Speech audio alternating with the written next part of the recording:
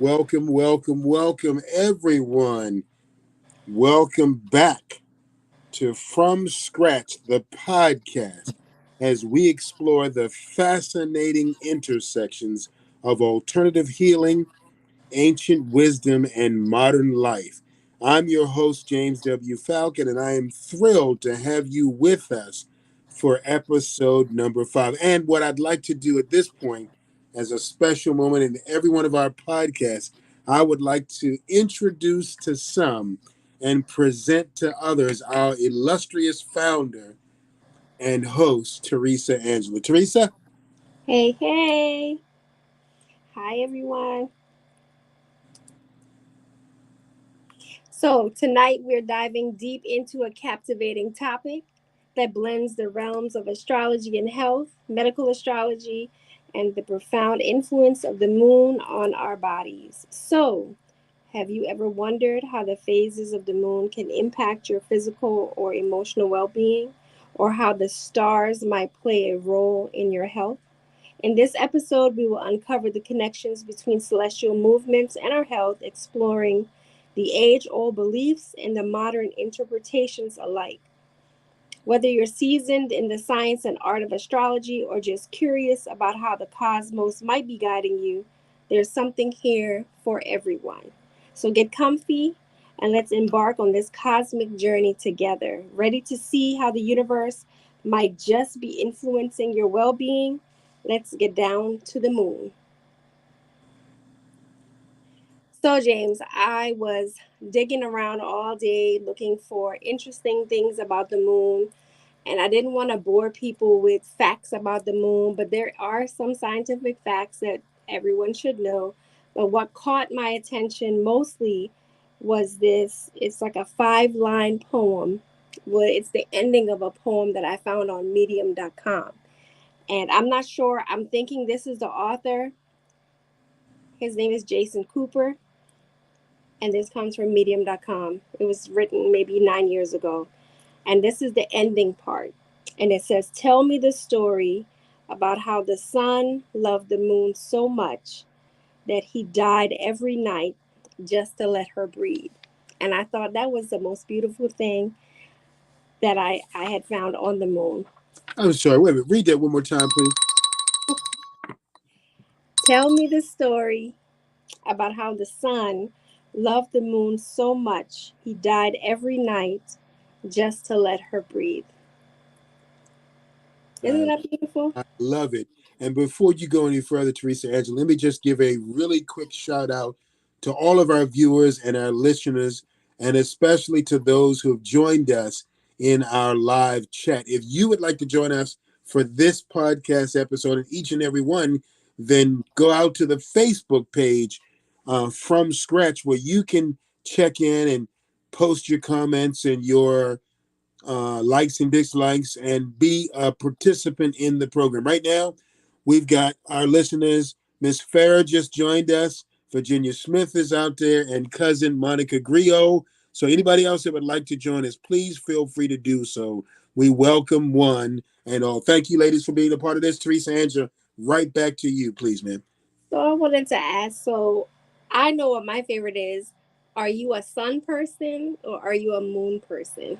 I have always been a moon person for a good portion of my life, and particularly in my adult years. I used to do some things when I was in my late teens and early adulthood at night, and it was just a good time. I got a lot of work done, I got a lot of things done, and I've just had this real. I've always considered myself to be a night owl, so the moon has always been my orb of choice, so to speak.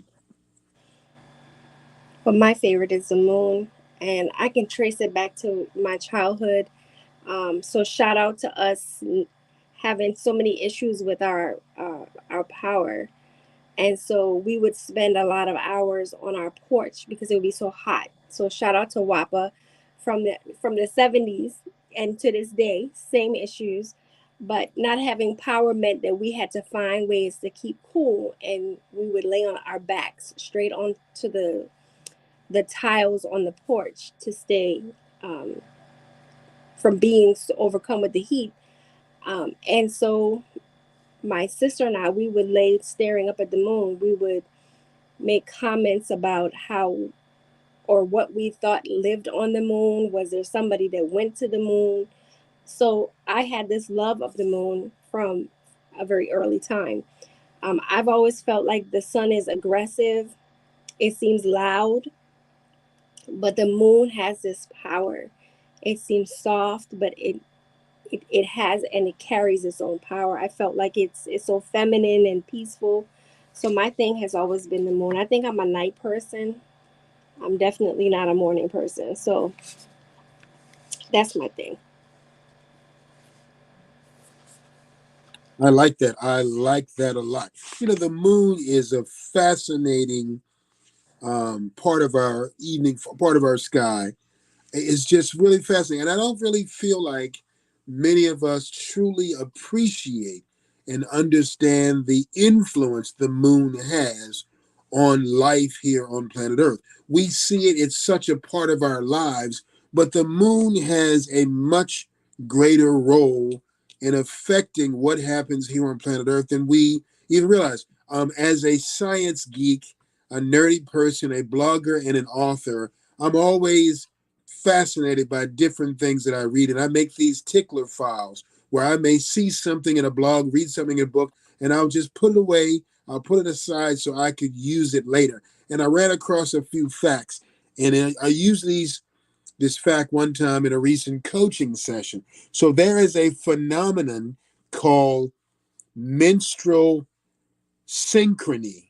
Menstrual synchrony. Ladies, you'll appreciate this. If you take any two women, and especially those who aren't biologically connected, but even those who may be related. Let's say, for example, you're a lady, you have a college roommate.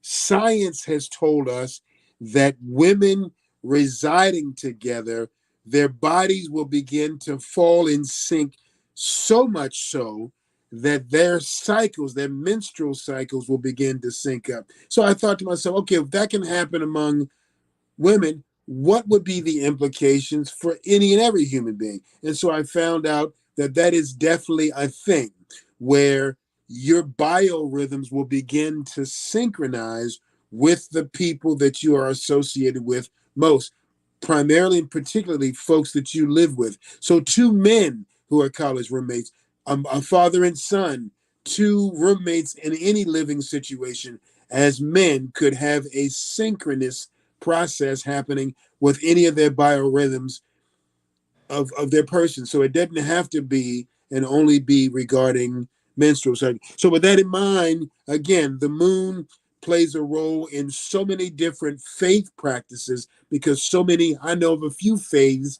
whose religious holidays and celebrations are governed by the moon, not the sun, but the moon. So I think that's really, really important. The moon has been a central figure for the way humanity has governed themselves. It used to be a lunar calendar before it became a solar calendar. And just for information purposes, for those of us that don't know and realize, the calendar that we currently use is completely and totally a solar calendar. But again, most religious groups and other aspects and facets of society still use the moon as their guiding force. I just have to mention this for our Jewish brothers and sisters. The Passover is something that is governed by the moon's phases and occurrences, not according to the sun, as is the Christian observance of Easter.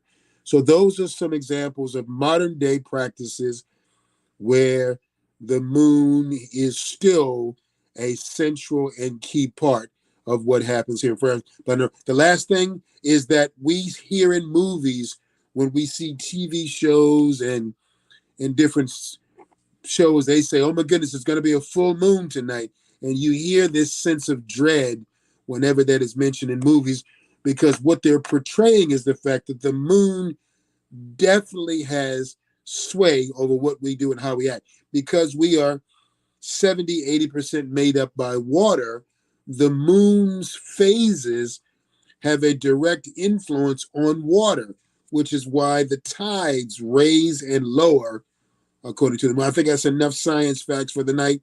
Teresa, let me kick it back over to you. So let me just jump in because you were talking about how we move from this calendar and away from lunar. Hello, always, they're always taking stuff away from women. That is annoying. It's so annoying. But the moon's influence, so women, we are, I consider the woman to be the cup or the chalice, and her womb is where she stores her power. So the flow of the fluid inside of the female is what actually makes us the alpha. We carry life, we are the host for new life, and how the moon impacts all of this fluid and the just the water period on the planet, outside of just the tide, but how it rules over us is it's so fascinating to me. But of course, before I jump further into any more facts or any more information about the moon, I'm going to take us through the tarot. I'm going to take you on a quick little field trip to card 18, which is of the major arcana, and that card is called the moon. And in this card, it is this really significant symbolism because the key aspects when we see the moon in the reading, it has so many meanings, but it's the illusion. It represents the subconscious, it represents water, it's your intuition. But when you say, well, I want to know if this person I'm seeing is this a good person for me? And when that moon card drops, that immediately is a red flag because this tells me this person possibly could be wearing a mask. There is a lot of mystery and illusion with them. And I use this card to represent the liar in your reading. So it also represents fears, anxieties, your dreams, your fantasies, the uncertainties, and the mysteries in your life. So when we start moving away from the tarot, we now just talk plain moon talk. The moon moves in cycles and it changes signs every 2.5 days. It then changes its phases every 3.6 days. So, whereas the sun takes a complete year to make its rotation, the moon is always on the move. So, Lisa, I'm sorry. I'm a little slow with the bell tonight. Let me read this. Can you go back to that phasing, the numbers you gave us there? The yes, first one you said, and what was the second one again, if you wouldn't mind, please? the moon is going to move through the zodiac signs every 2.5 days, but Wow. it's going to change its actual phase every 3.6 days. So if you think of the moon as when it moves through the signs, it's moving on a path and it's meeting every zodiac sign. So it's going to meet the Aries, it's going to meet a Taurus. The moon is introducing itself every 2.5 days to new people, air quotes, or to the signs. But then the moon is going to change its clothing, which would be the phases every 3.6 days, That is where a the sun is taking a whole year. So that's why I can't fool with the sun. I'm not a sun person. I'm a moon person because I that's enjoy the really change. amazing, Teresa. Those numbers, I mean, that's a lot of movement, which is a lot of impact on us here on the planet. Was that right? That's correct. So if you are into astrology like I am, then you also understand that your my and this is my opinion, the moon sign is more important than your sun sign. The sun is it's who the universe says you are, but the moon is who you are when you shut your door and you take your bra off. That's who you are. The truth of who you really are I can't pass is an the moon. opportunity to debate. When you shut your door and take your bra off, you said? That's your moon. So you should know, when you're young and you're just learning, you're like, oh well, I'm a Leo, I'm a Virgo. But when you really want to get down to the business, you want to know, well, so what else are you? What is your moon? How is the moon ruling over you in this lifetime? As well as, you now when you get a little further, then you can start to ask the question, well, what's my ascendant or what's my rising sign? That's another conversation, but we're going to talk moon. So I'm gonna call out all of the phases of the moon. I'm not gonna go into each one. I'm just gonna call the words out so that you can become familiar when you start to see these words, whether you start to research it for yourself or you might see some headlines or whatever about, well, this is what the moon is doing. We have the Real, new moon. real quick, Teresa, before you do that, can I just make this one point Mm, from our chatters, folks in the live chat? This is a topic that's definitely resonating with them, as I can only imagine it is with our viewers and our listeners. Virginia Smith said that she said, she definitely was kind of ringing her bell regarding, she said she loves the moon. And she said it must be her sister in law in the background because she said her sister in law loves the moon too. And it definitely has an impact on moods, Virginia Smith said. Monica Griot said a couple of things. She said the moon is especially her favorite, the new moon and the full moon. And mm. she even went as far as to said, as a nurse, Monica Griot said, I can tell you that the crazies come at night for the full moon. She says she even goes further. She said, I have changed shifts at work to avoid working on the full moon, especially when I work night shift. Thank you for that. And Miss Right. Maduro, Miss Rosemarie Maduro just simply says, hello. Hey, Rose. So shout out to Virginia and sister-in-law. So let me say this. When we talk about our sisters who are healers, who are the mystics, and yes, our witchy friends, are my witchy sisters, we work with the moon. We don't fuck with the sun. The magic is in the phases and the shifting of the moon. So we're going to go back to that in a minute. But here are the phases of the moon. We have a new moon, we have waxing crescent, first quarter, waxing gibbous, full moon, waning gibbous, last and third quarter, and then waning crescent. So I know you're thinking, what the fuck does this mean? So let me say this. My son, shout out to my son. I don't even know if he listens, but Andre gave me a plaque.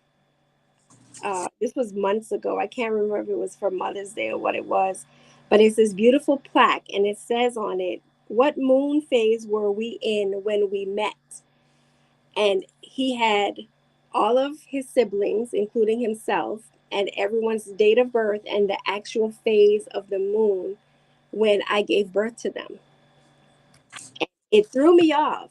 My children know all the witchy shit that I'm into, but it threw me off because I'm like, wow, he really, like, he knows his mother and he knows that I would absolutely adore this present. But let me tell you what I started doing some digging, and I'm going to go way off topic. Y'all going to be with me here for a long time tonight because I have so much to share.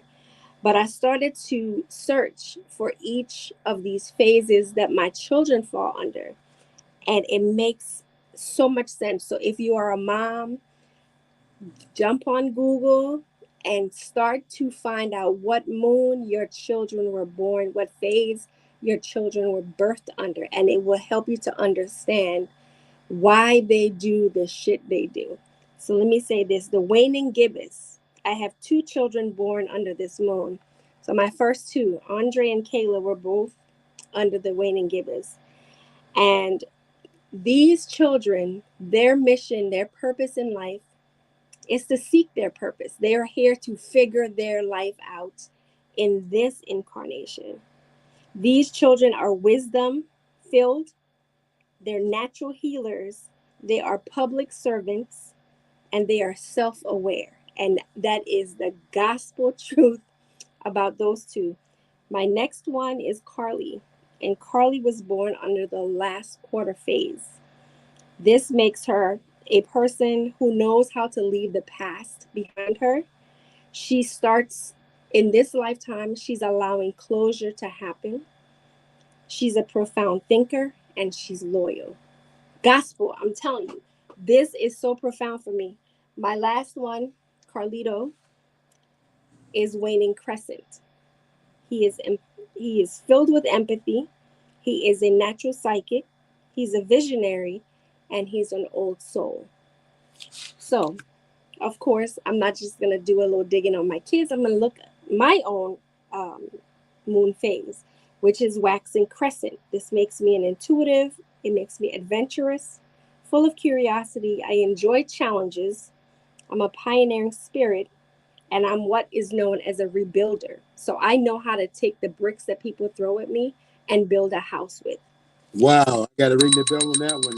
You are a rebuilder. That's the first time I've heard of that. That's amazing, Teresa. So I took a little liberty and I went into your business, James. My To, business? Okay, here we go, folks. so Strap up, going for a ride. yours is waxing gibbous, which makes you a mature soul. You have infectious positivity. You are a natural giver. You are a perfectionist. You're a great organizer. You are a natural mentor.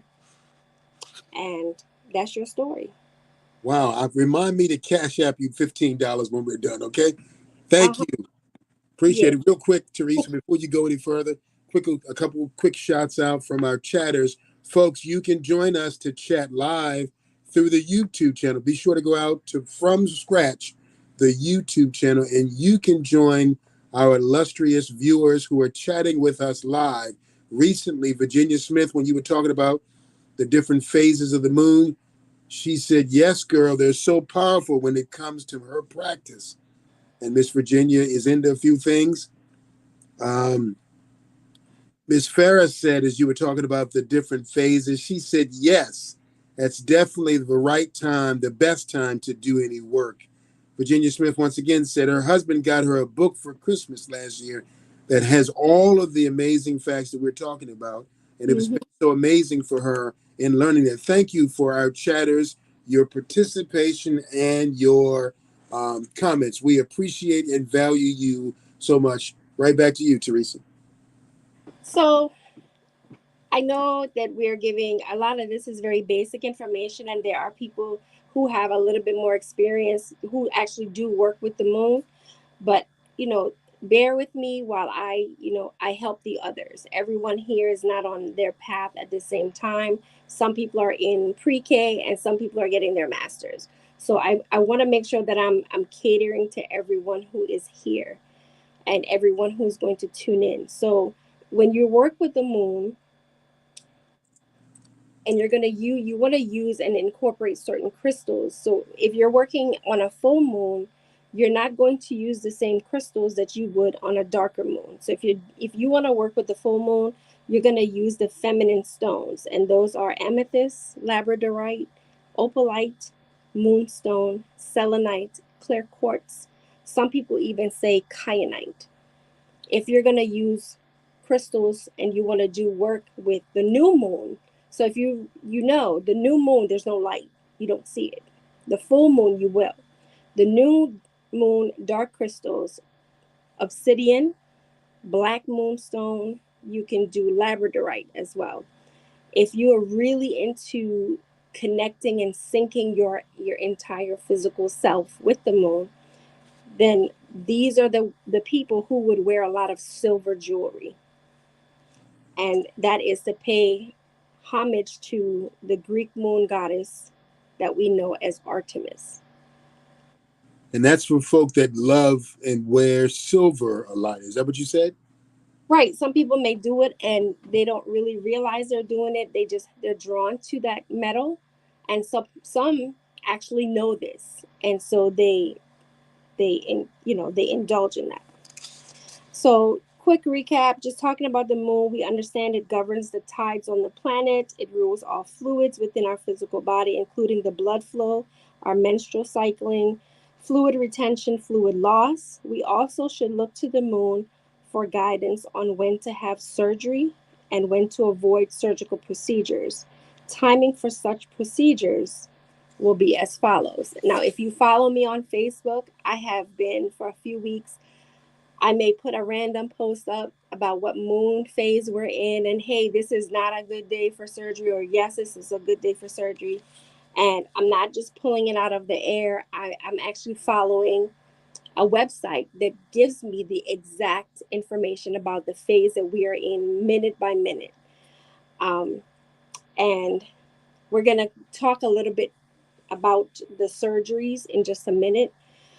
But what I also want to talk about now is called the void of course. And if you have like a planetary guide that Virginia was talking about, or just a lunar calendar, then you would know what a VC is, or a void of course. And a void of course moon is just referring to the period of time, and this is in astrology, when the moon is traveling through the sky and it's not really hitting or making aspects like squares and trines or oppositions with other planets before it gets into its next zodiac sign. So remember, I said the moon is taking just 2 point whatever to get to meet its next zodiac friend. So if it's not really meeting or touching any or making any aspects with any of those, it's just seen as a period of reduced potency for making significant decisions or starting new projects. So just remember, if it's void of course, do not fool with it. You don't want to sign a business plan. You don't want to buy a home or a large purchase like a car.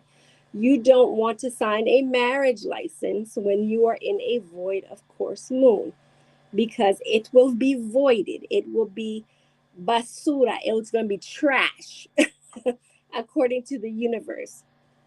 So, astrologers advise against launching important initiatives or making any major decisions in what? The void of course moon, suggesting that it may be more favorable um, time to do reflection and resting rather than trying to have a new beginning with something. So if you think you want to get back with this love, y'all broke up, do not touch it in a void of course, and do not take the phone call from the past love in Okay. a Let me Mercury let me do this real quick. retrograde. One more time, Teresa, Angela. What are we doing? What are we not doing for past We're love? not going to Teresa? entertain.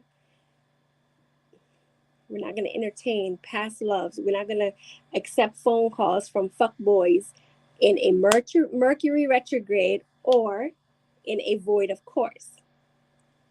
This is the phase of the moon you're not going to play with. Void of course is a no-no for many things. So the best moon phase and zodiac sign for surgery. Let's get into this. It varies on what type of belief you have. Do you even are you getting down with astrology? And do you, in your mind, do you think that there is lunar influence? Here are the guidelines for those types of practices. A waning moon. This is when the moon is getting smaller. So when the moon is shrinking, this is a good time to let go. This is a good time to correct things, and it is a very good time for healing. Optimal for procedures that involve removing or correcting. Removing like tumors, removing maybe you have plates and you're having plates removed. So a waning moon is perfect for that. That means that the moon is decreasing and you're going to have quick healing. A waxing moon is they claim that it would be a time to build or enhance. So if you want to go get your ass done, you would do it in a waxing moon, because this is where the crescent eventually gets larger. You want to get your lips done, do it in a waxing moon. You know what, Teresa? It just dawned on me because I'm running a little slow tonight. I haven't had my cup of coffee today, but it just hit me as to why all of this is sounding so familiar. My mama used to sit at the dining room table, and I'm old enough to remember this. I'm 54. Anybody out there in my generation who remembers a parent, an uncle, an aunt, a grandparent who used to do things based on, you ready for this phrase, folks? The Farmer's Almanac. Does that ring a bell, folks? Yes, it does. My mother would tell me, don't cut your hair. Because when I started cutting my own hair at 17, she would say, don't cut your hair today or tonight. Wait until, she would give me the time. Because my mom being from the South, they came north with a lot of these practices that are considered by many today as being witchery or sorcery, but it was a common practice among Black folk from the South and Black folks worldwide. That's right. Africans came to America as slaves with the understanding of the soil based on what to plant, how to till the ground, how to uproot, and how to plant crops, and they had that understanding from Africa, so they brought that here. So we weren't just people that were ordered around. We actually, in many instances, were able to give our overseers a lot of great insight and direction based on our understanding of the moon and the effects it has on planet Earth. Thanks everybody for listening to that. I just wanted to mention that. Thank you so much. Miss Farah says yes, the almanac was used for planting, fishing, etc. Go ahead, Miss Farrell. She was. Miss Virginia said a couple of sentences back. She said, "Girl, I used to use my selenite crystal as one of my favorites, especially during the full moon, and it's one that she's obtained. I think she must have gotten that from you, Teresa Angie, because she said it is so very powerful. Folks, Mm-hmm. this is really resonating with everybody. The moon. This is so amazing, Teresa. Thank you for selecting this topic. Like I am learning so much each one of these podcasts, but yeah, here I am as the co-host, and I'm over here salivating, and I've rung my bell about 15 times. I've rung my bell tonight in the last 15 minutes more than I've rung it in the entire series because so many things are resonating, not just with me, but with every one of our listeners and our folks in the chat. So thank you, everybody. Teresa, continue to unload it on us. We love it. Keep it coming. I'm just glad that people are, enjoying the topic, because when I was young, this was very taboo, and I would sneak to read my mom's almanac. She had the telephone, and then she had a phone book under the phone, and then she had the almanac with a pencil that sat next to it. So did And my mother. Amazing. when she would leave the room, I would pick it up, and I was getting a little dose of, this moon theology, and this is indigenous information. It definitely is. And whether back in those days they wanted to admit it or not, I mean, this is not witchery. This is just fact. This is, I don't know. It's just profound information, It and really so and that I it was enjoy. called the Farmer's Almanac because we, as an agriculturally minded group of people, made to be that way forcibly. Nonetheless, we had a lot of wisdom and knowledge that we had acquired over the years, and we put it on paper at some point in time and created systems to be used by others. And again, like you said, my mother sat at the dining room table. She had her yellow pages, her little black phone book with all her friends and family members, names and numbers. She had a little rice can that she used to stick her pencils and pens, and she had her farmer's almanac somewhere in that mix. And I swear to pork and beans, you better not move that farmer's almanac or you caught hell. Is that right? That's correct. That's so correct. So back to these surgical days. If you can't remember any of this, then just remember this. Worst days for surgery. Do not do it on a void of course moon. Worst day for surgery. When the moon is transiting in a mutable sign: Virgo, Gemini, Pisces, and Sagittarius. Why? Because mutable sign energy gives too much flexibility, too many options. There's too many opportunities for your surgeons to second guess and to even give wrong diagnosis. So the mutable signs, they're flexible. They're like, they can waver a little bit because there's this feeling that they want to be a part of this get along gang. This is just the energy. I'm not saying that if you are a Gemini, Pisces, Sag, or a Virgo that you let people run over you. No, it's just you're mutable. You understand compromise. So do not, if you can remember this is not a time for surgery when the moon is in the mutable signs. The best time for surgery is when the moon is transiting in a fixed sign: Taurus, Leo, Scorpio, and Aquarius. Fixed sign energy helps the surgeon's hands to be steady and keeps him or her focused on the task. If you do not know what sign the moon is in, you're going to refer to this formula. Best time for surgery is 5 days before or after a new moon. Best time for surgery, 5 days before or after a new moon. Why? Less swelling, less bruising, less bleeding. Why? Because the moon is controlling the fluid, which is the blood that's flowing through you when you're on the table. Worst time for surgery. Again, the formula. The worst time for surgery is 5 days before or after a full moon. Why? Because your fluids will be at their highest. You will have excessive swelling because of those high fluids. You will hemorrhage and you will have wound leakage. Now, I know that there is a thing, African American women are dying in childbirth.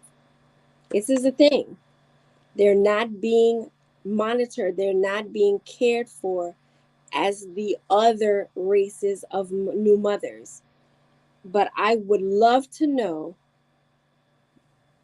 what phase are these women in? What moon phase are we in when this is happening?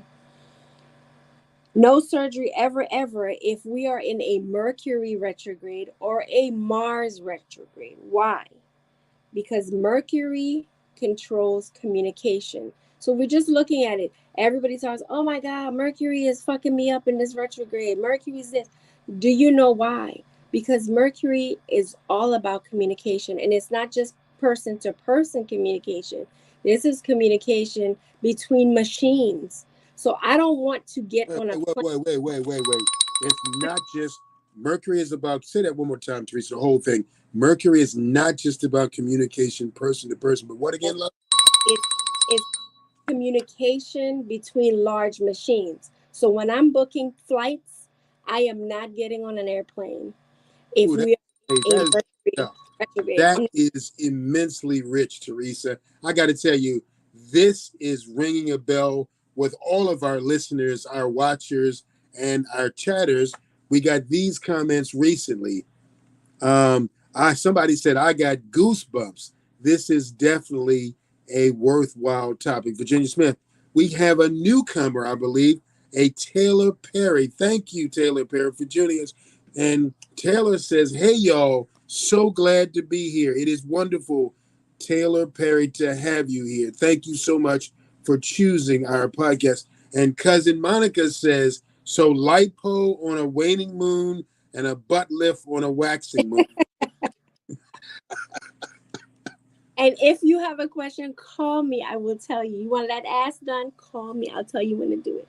So, where were we? So, Mercury is communication. So, again, I'm not getting on a plane if we are in a retrograde because I would not want my life to be in the hands of someone who will be distracted in the fucking tower at the airport. This is a whole thing. I'm also not going to have surgery if Mars is also in retrograde. Why? Because Mars is a planet of war and Mars rules blood. I don't want to bleed out on the table. So you can have wound leakage, blood infections, hemorrhaging, and then just the overall miscommunication between doctors, nurses, and attending aides. Wow, hold up. You can have miscommunication. So not only was the thing about um, the pilots and the planes powerful, but you're saying that this will have an impact on doctors. Say that thing one more time, love. So, doctors, miscommunication between doctors, nurses, and even the attending aides. Can you imagine that you're going into surgery? We're in a Mercury retrograde, and your anesthesiologist is on some fuck shit. Can That's you? crazy. So, excessive brain swelling, skull fluid is at its highest in a full moon, causing excessive brain pressure. So let me put your business out there, Mr. James. When you had the stroke, I have something called an ephemeris. The ephemeris book tracks hundreds of years of planet movement. So when you were under, I was tracking to see what was in play at the very minute that you had the stroke, which was 8:15 November 13th of 2018. Wait a So minute. Stroke? What shut up. What planet was ruling the hour to the minute that your brain had a bleed? Pluto. Wow. Pluto is the planet of death. So, in that moment, Pluto was moving, it was transiting, and it hit your Pluto in your chart. So, So that, what you're this, saying, this is Teresa, the planet is of that death. this is more than hocus pocus. That this is an actual science. It's Like this has been documented and this has been studied to the degree that we can really and we should really plan our lives using the phases of the moon. Is that what we're saying? That's exactly what we're I saying. am tickled pink over here, y'all, and that's a lot of tickling considering I'm an African American man. Okay, I'm telling you, this is good stuff, folks. If you're just tuning in, this is From Scratch, the podcast.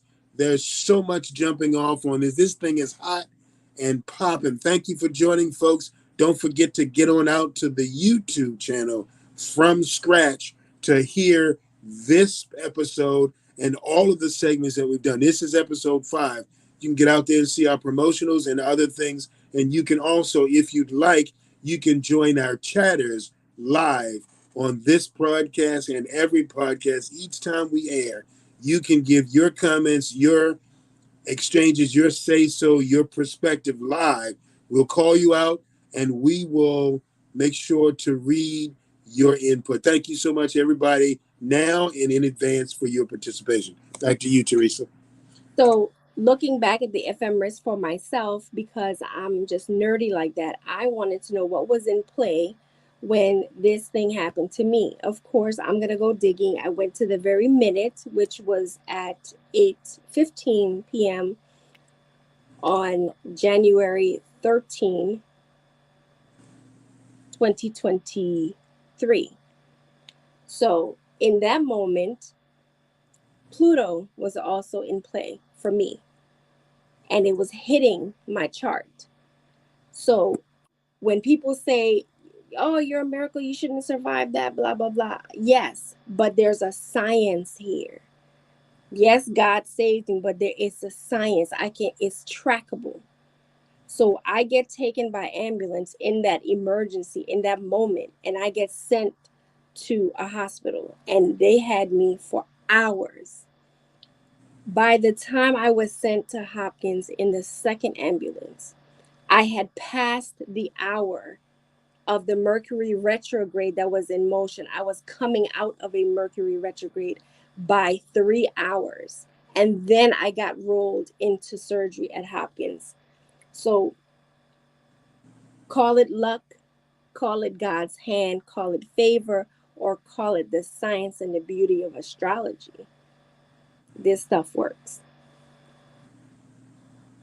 Speaking of which, we actually titled this medical astrology, meaning the impact of this information on us medically via the cosmos. Yo, this is really practical and powerful stuff. I just have to mention this as well. One of our supporters was helping us to repost the placard, and one of the social media sites that this viewer used was trying to censor it because the title was medical astrology, and that somehow set a particular social media platform off and into a frenzy, because these are the kinds of pieces of, I hate to be a conspiracy theorist, but these are the kind of things that certain organizations don't want the general public to know about.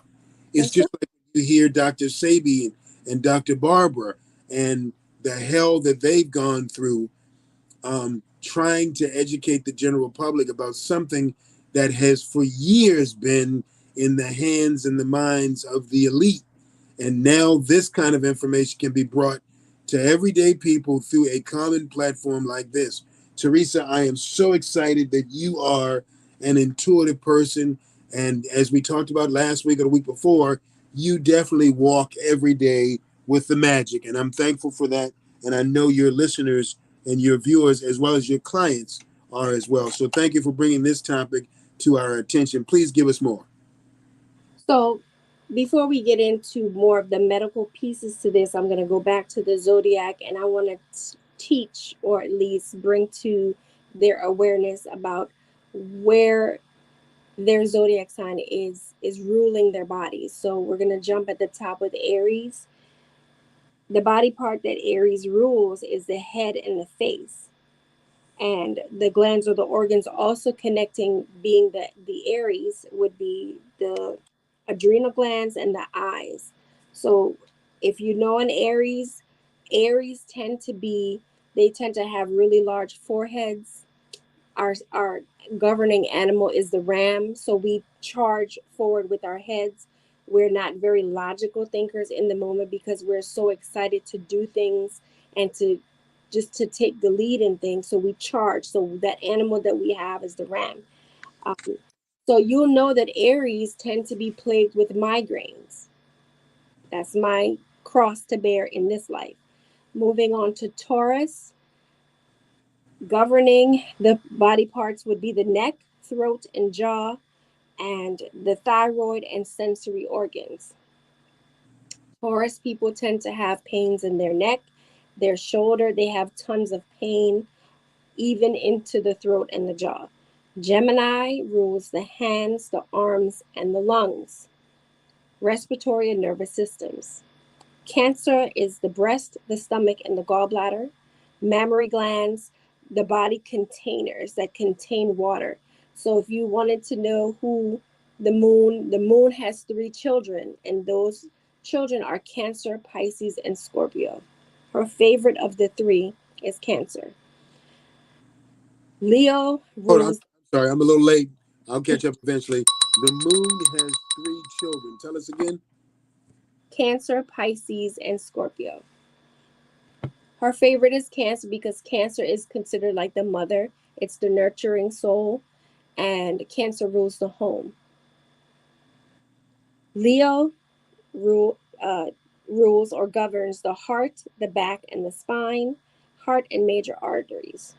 Virgo, intestines, abdomen, spleen, pancreas, esophagus, intestines, and in general, the digestive system.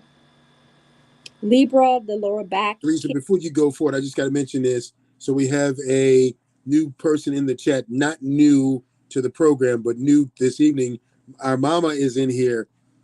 Miss Angelique Otley just jumped in and she says lunar vibration. First of all, welcome, Mama, to the broadcast. Thanks for joining us tonight. Mama says lunar vibrations and energies direct, reject, or protect those that are aware. Reject, direct, reject, and protect, she said, Mhm, especially in medicine. And like you said, Teresa, they postpone those procedures that aren't emergent because of that. Thank you, Mama. mhm.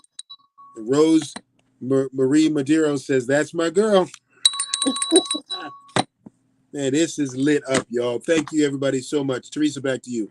So Libra, the lower back, kidneys, bladder, endocrine system, glands, and urinary system. Scorpio rules the genitals. Pause right here. What Scorpio do you know that doesn't rule the genitals? The colon and the rectum, reproductive and elimination systems. Sagittarius rules the hips and thighs, ow, liver, hepatic system, and pituitary gland. So you may know some Sagittarius who struggle with issues with diabetes, regulating their own insulin system. Capricorn, knees, bones, skin, and teeth. Overall, the skeletal system. Aquarius rules the Oh, calf. I'm sorry. Hold on. You said what sign? Go ahead. My apologies. Go ahead. Capricorn, knees, bones, skin, and teeth. Skeletal system. Aquarius rules the calves, the veins, the circulatory system, pineal gland, blood, and circulation system. Pisces rules the feet, lymphatic system, pituitary gland. So, Aries ruling the head, they think with their horns first to bring an Aries down from 100 to 10. They need meditation, soothing music, and lowering their lights. Taurus ruling the neck, upper body strength. They tend to have an elegant swan-like neck.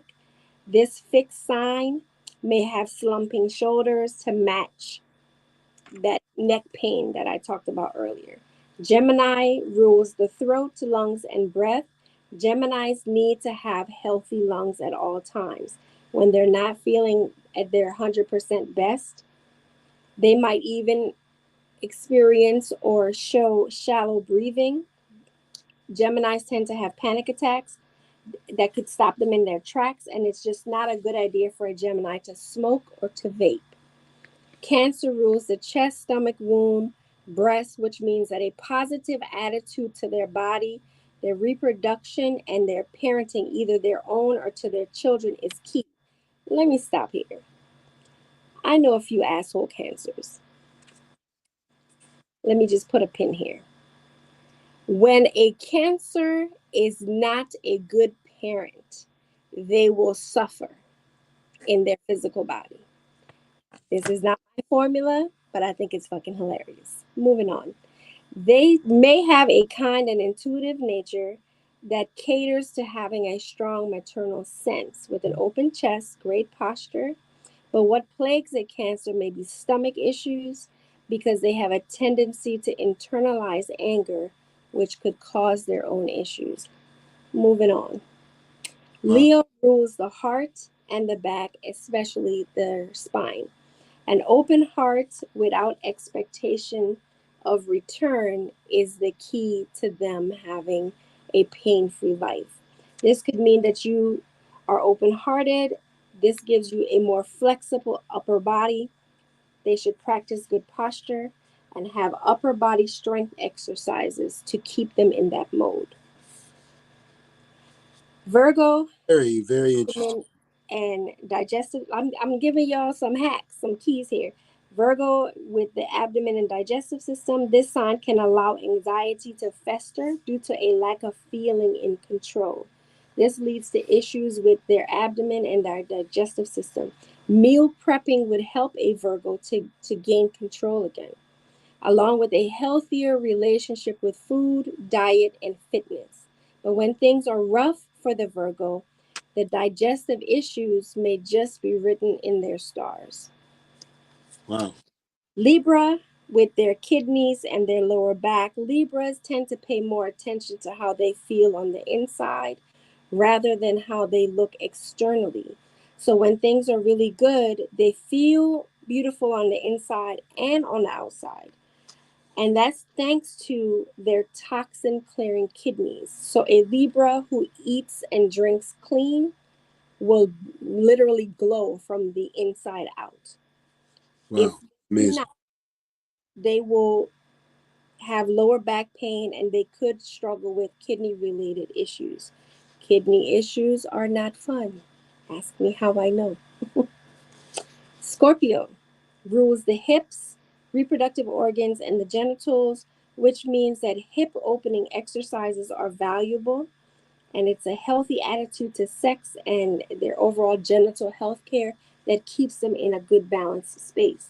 So if they stay on top of their routine doctor's appointments and they do hip opening exercises and stretching, then all the best for them. So I don't know if anyone has ever heard of this, but I've seen a couple things maybe on TikTok when, especially females, when you lay on your back and you do these, there it's like these butterfly movements, opening like your knees, separating them and bringing them back. That tends to open up stored trauma, and you can release a lot of past assaults, any experiences that were negative, things that were happening to you, even from your youth. If you do those leg extension and those exercises, that will definitely heal you. Teresa, you have shot from the hip from all the barrels tonight, and there's more to share. Folks, if you are enjoying this as much as I am, I would ask you to give a shout or something, but I know it's resonating in your heart, your mind, your soul, your spirit, and certainly in your ears. Thank you for this rich, rich dialogue and information. Virginia Smith says, based on these things you shared, This is why when she was pregnant with her youngest, she did not want him moved over to certain moon phases because she knew she believed she would lose him because she was a high risk pregnancy and Mm-hmm. she knew that she needed to get the baby born sooner. Like that's how real this is. Y'all hear that? Mm-hmm. This woman said she knew because she was already a high risk pregnancy that she wanted to have the process expedited so that she would not lose her baby. And Miss Virginia, thank you for being so transparent and sharing that. Absolutely powerful, folks. Like this couldn't have been a better topic. Everybody is ringing a bell of their own in their respective homes and hearts. Thank you, Teresa, and please keep going. So Sagittarius is the centaur. Sagittarius loves to move around. And so they're ruling the thighs and the legs, which means that exercise is very important, as is just spending time in the great outdoors. It's just about keeping active, stay moving to avoid physical and mental stagnation. Go outside and hug a tree. Like it will absolutely like replenish the Sagittarius. Capricorn rules bones, joints, as well as aging, which means that care must always be taken for optimum flexibility and their dense bones. If not, potential stiffness and arthritis could set in. Finally, we have Aquarius. No, not finally, we got two more. Aquarius rules shins, calves, and ankles, and those born under this sign would be wise to engage in some major stretching sessions before strenuous exercising, walking, or biking. Any kind of active practice would ensure flexibility. Without stretching, weak ankles, which may be a risk factor for future injuries, might persist. Last up for the zodiac body parts is the twin fish and their hands, Pisces. And I love this description for Pisces. Pisces ruling the hands and the feet. I don't know if y'all have noticed this, but Carly brought it to my attention today. We both know someone who is a Pisces, and she was telling me how this person walks. And I said, she walks like that because she's walking on her tail. She's a fish. Dang. Hold on. What? So Pisces, they have a That she's specific walking gait. on her tail. Dang. So ruling the hands and feet, it is important to heal any ailments with the hands or the feet of a Pisces using their own elixir. For healing, it is with water. Their own elixir is water or oil. They can massage or just exercise these parts because those parts of the Pisces, just like on a fish, there's constant movement with the fins and the tails. Pisces people are the same. They are often overusing these parts. So the importance of healing this water sign is key with its own natural element, water. They can go swimming, they can go floating in these zero gravity floating saunas that they have now. Another way that a Pisces can facilitate their hands and feet self care is to lean towards nail care and to guarantee that all of their digits remain in tip top shape. Without taking time to treat them well, you may see repetitive stress syndromes, bunions, or other foot related ailments as well as pain. Teresa, there are so many people in the chat that are typing in hearts and their oh wows and so many different exclamations given by our chatters. People are absolutely resonating with what's being communicated. Like I feel like we should be giving certificates of completion. I literally like I just completed a class online or something. There's so much information here. Thank you, thank you, thank you. We are about 45 seconds to the end of what would normally be the regular length of the program. Teresa, we're going to stop at an hour. We're going to keep going. Oh, let's just keep going. I'm for it. So, I'm glad that this is something that resonates, and the more you know, the more you grow. So, talked a little bit about the body and the areas and how the suggestions of how to ease certain pains and ailments. Let's talk about the celestial body rulership for the signs. So Aries is ruled by Mars. If you know an Aries, you know that we will go to war. We literally will go to war for any and everything that we believe in. We are authority figures and we are leaders. Taurus is ruled by Venus, which is beauty, money, and love, and in that order. Gemini is ruled by Mercury, and this is all about communication. Geminis do not stop talking. They can't. They're communicators. They're intelligent and they have quick wit. Cancer is ruled by the moon, and it is all about their emotions and their home and their nurturers. Leo is ruled by the sun. They are shining always, they are always shining, they are always performing because the world is their stage. Virgos, ruled by Mercury, also communicators. Virgos like to talk things out. Libra is ruled by Venus, which is money, beauty, and love in that order. Scorpio is classically ruled by Mars and Pluto, which is war, change, death, destruction, and rebirth. But more importantly, Scorpios will reinvent themselves very quickly. Sagittarius is ruled by Jupiter. Wisdom, prosperity, higher learning, expansion. Capricorn is Saturn. This is karma, discipline, restriction, limitation. Aquarius is also classically ruled by two signs, Saturn and Uranus. Uranus is the god of the heavens.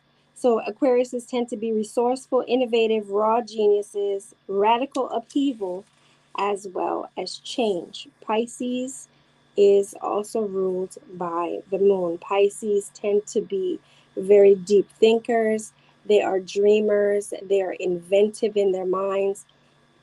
Pisces tend to also know how to stretch the truth. They're also ruled by two. I'm sorry, not the moon. I'm so sorry. They're ruled by Jupiter and Neptune. And Neptune, being the god of the mystical realm and the father of the ocean, Pisces, again, are very psychic. They're very dreamy and they do dream because Neptune then rules the pineal. So, Amazing. Absolutely amazing. um, I wanted to jump in a little bit now where we're going to do a little bit more into the medical piece.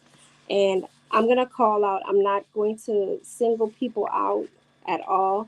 So don't feel like maybe you've told me I struggle with XYZ. I'm just running this list quickly, and it's a very basic list. If you are, first, let me say this, your body is going to be the shadow of your mind. So when I talk hypnosis and we start to do a deeper dive into what we are asking the higher self or the oversoul to heal us in session, when a person presents with a certain condition, it is not my business. However, if you want to try to heal certain conditions, we have to get to the root of that. So higher self tends to lend more information. And so a little bit of research has been done, books have been written, and I've sourced this list off of a book that came from Dolores Cannon, which was a really wonderful hypnotherapist. Her daughter, Julia Cannon, wrote a book, and it's called Soul Speak. And there's a few lists that are online. I'm sure you can find stuff on Pinterest where you're trying to track the root of what your ailment or your sickness is. So here's some of the list. Anemia. If you have anemia, you are not recognizing your self value and you have a feeling of weakness. Wow. If you have arthritis, you could be holding on to something or someone very tightly and you're not releasing. If you have cancer, you have severe hate or resentment towards another individual, but you do not express it openly. It is an anger that is now turned inward. Now, I'm not saying that a person has cancer and this is they are a hateful person. When you hold on to trauma and when you hold on to shit that has gone left, you're going to end up hurting and harming your own body, your physical body. If you have a cold, you are indecisive, you need to make a decision, and in not doing so, you end up feeling sorry for yourself and you're wishing to delay activity. You're also overworked and needing to rest. Colitis and elimination problems, you have over attachment issues and you're not releasing yourself from a situation. Constipation, you're holding on to something. Frequent urination or diarrhea, what are you trying to move quickly from in your life? This next one hits and it hurts because this is the thing I wanted to help my brother through, and I couldn't get him to see this. Diabetes comes from a lack of sweetness or lack of true love in your life. Oh Not my. self love, other people's love. When you can get through this and when you can admit that you are not being loved 100%, you are under the grip of diabetes. You need to be loved. Someone needs to love you more. You need to find a true love. Digestive disorders, what is going on that you're not able to stomach?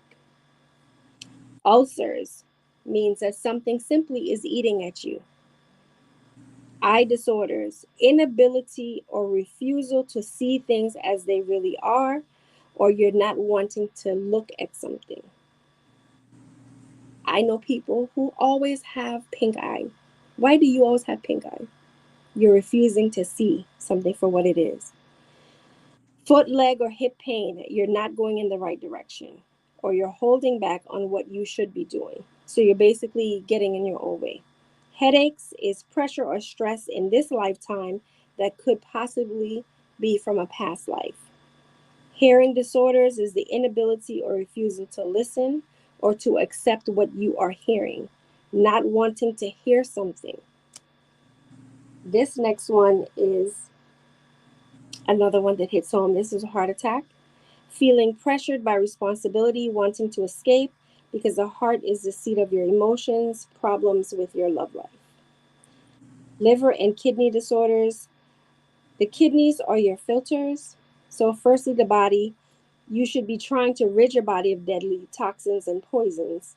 So, what are you trying to get out of your life and it is poisoning you? Ring the bell because let me fucking say this.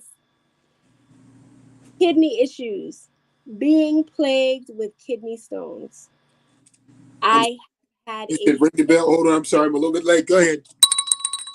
I have had a history of kidney problems because I was connected to a toxic person. The minute this person left my life, I was not experiencing this. But whenever I am then connected again with someone who is draining me of my life force, or I am assuming more of a role than I should, I will have a kidney issue.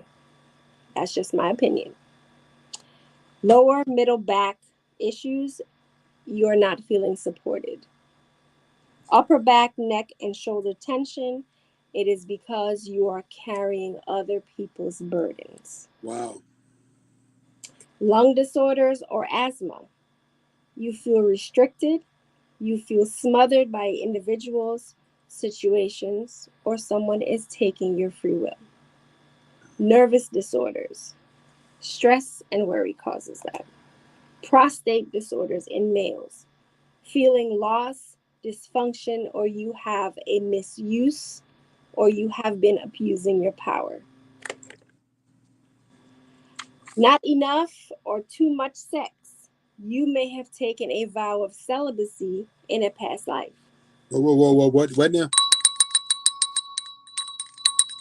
Not enough or too much sex. You may have taken a vow of celibacy in a previous life. Reproductive disorders in the female, not appreciating the feminine expression. You have guilt You're not feeling creative. You want to have children, or you feel guilty for the loss of pregnancies. Sinus problems is the pressure you're applying and you're making your own self suffer. Throat disorders is when you do not speak your truth, or you're holding back, or you have a fear of speaking out. Hey, Teresa, real quick, I have a comment or a question from our chatters, and someone in the group says, "What kind of oil would you recommend?" I'm sure this was on a particular topic. My apologies, I'm running a little late here, but she asked, "What kind of oil would you recommend?" Um, Miss Virginia, give us a little bit more clarity there. And while she's doing that, Mama Otley says Sagittarius is representing Jupiter rising.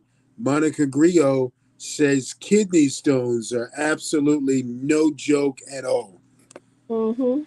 We got hearts, Teresa, all over the place. People are chewing this up like a biscuit and gravy, baby. Yeah, I mean, when you sit and you really look at this in black and white, it absolutely makes so much sense. And again, I wish I had access to this information many, many years ago, but I have it now. So I want to make sure, if not just you guys, but my own children, I want this to be my legacy. I want people to remember these specific things so that life can be easier for them. You know what this sounds like to me, Teresa Angela? This Mm. sounds like a book. Let me ring that bell again. This sounds like something that ought to be bound and published. Oh God, don't get me started. That's I'm my comment. still struggling with my own book. I hear you. Well, Mama says they find that missing comfort in sweetness and in food. Yes. So then there's other, and I'm not gonna read the whole another whole list, but there's a few things that I haven't touched. So fibromyalgia is a chronic fatigue. It symbolizes exhaustion from your own emotional burden. Heart related issues, cardiovascular problems are associated with emotional experiences linked to love and failed relationships. Hypertension also can reflect anger or frustration, while heart disease could symbolize deeper issues around vulnerability and emotional disconnect. Autoimmune diseases struggle with self identity, self acceptance, and the body's own immune system is attacking itself. Anxiety and depression, these are mental health conditions, but they can also manifest physically through tension and fatigue, and the cycle of emotional distress affecting the physical health and vice versa underscores that mind and body connection. So, to wrap this up, looking at physical ailments through a more spiritual or emotional lens can provide deeper insights into an individual's well being. Recognizing these connections may pave the way for more comprehensive healing approaches that address not just physical symptoms but also the underlying emotional and spiritual issues. Holistic therapies such as psychotherapy, mindfulness, yoga, energy healing, even using certain crystals can help individuals to explore these connections and to promote overall health and wellness. So, I mean, that's all I have for you guys. If there's any questions, I'm here for it.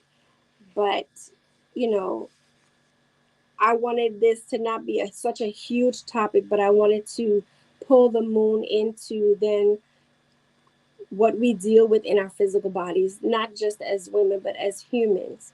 So if anybody has questions, go ahead. But that is what I have for tonight.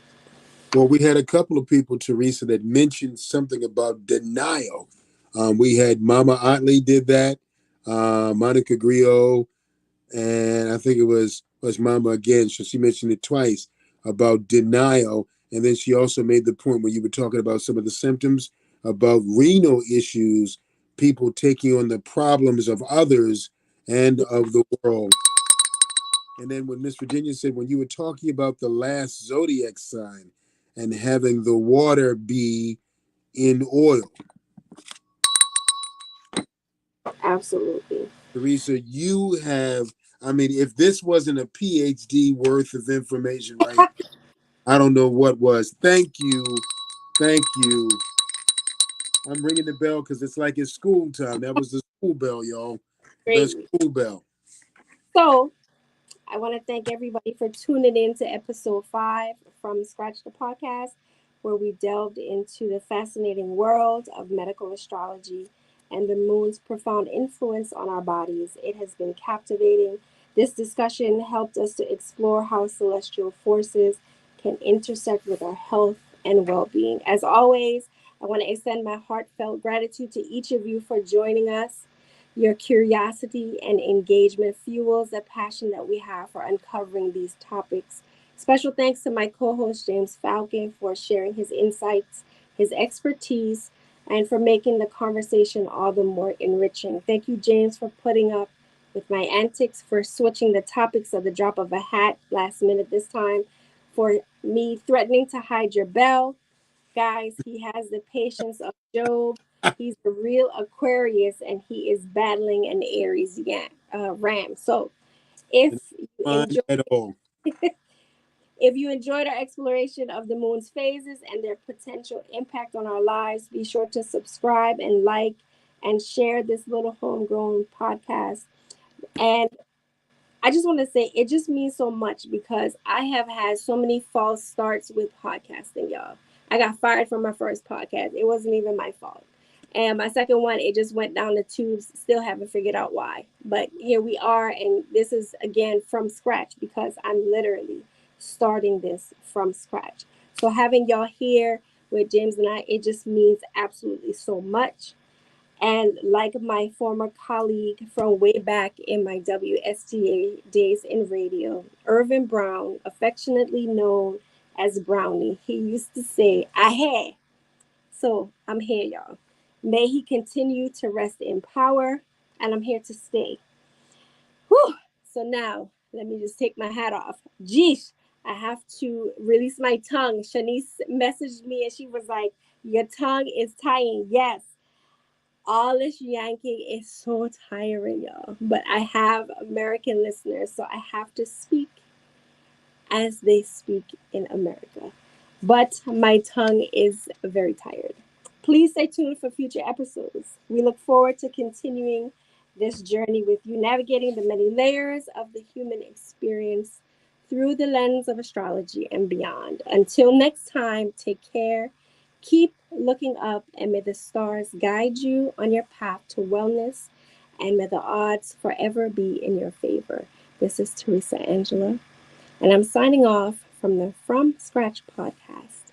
And to all a good night.